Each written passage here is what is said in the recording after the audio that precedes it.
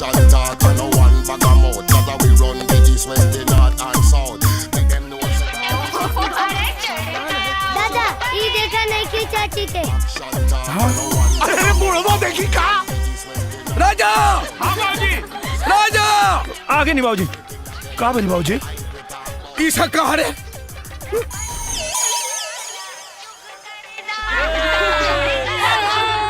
एक बात सुन, एकरा ला सरब बा की नाउ हमने की जानत, बाकी हमरा ला सरब बा।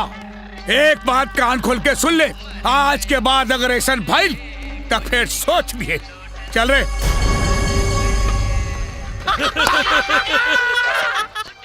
डाली डाली इस सब का हो रहल बा? दिखता नहीं है क्या? एक्सरसाइज कर रही हूँ। अरे तो ये छतवा पे जगह मिलला और कहीं ना जगह रहला। क्यों? यहाँ पे क्या बुराई है? कौनो बुराई नहीं के। बुराई यहाँ ना तोरे छोट छोट कपड़ा में बा। देखा कैसे लोग आँख फाड़ फाड़ के देखा था। ये गांव में शहर ना। अब सब लोग देख रहे हैं तो इसमें मैं क्या कर सकती हूँ? Action talk and no one bag of mouth. That's how we run the east, west, the north and south. Make them know so that them can't get me out. सुना डाली, अब तो के केहू घूर घूर के देखी तो हमके अच्छा लगी। चला ना।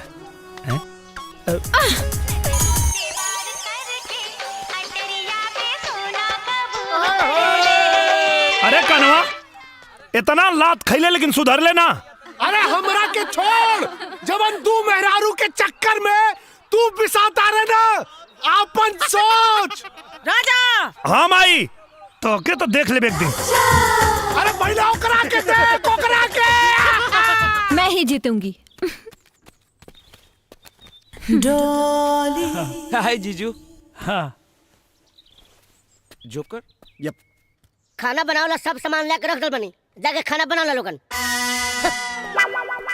भैया जाओ। मुझे खाना कहाँ बनाने आता बहना? जैकी मुझे भी नहीं आता लकी। अब राजा तुम्हें तो बहुत अच्छा खाना बनाना आता है। हाँ? जाओ ना प्लीज। हाँ ठीक बा ना। हाँ हम बना देता नहीं। हाँ, खेला लो।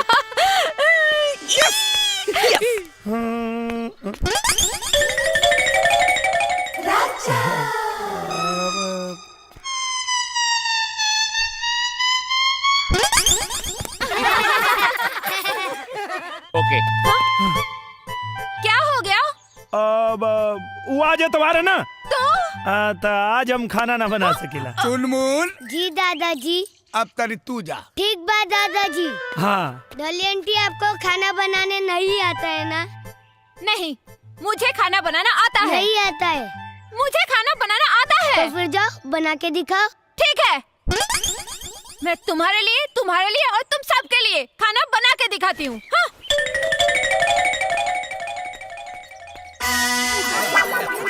घुघरू बढ़िया खाना बनाओ। चुनमुन डॉली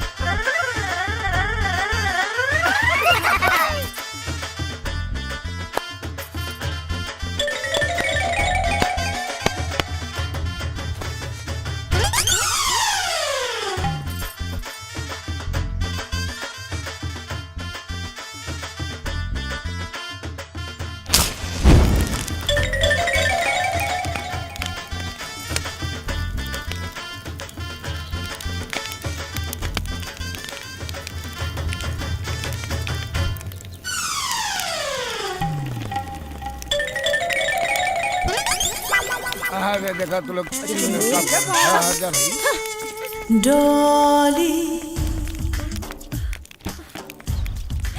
अरे चुनमुन अब तोरे खातिर चॉकलेट लेवे चलब। डॉली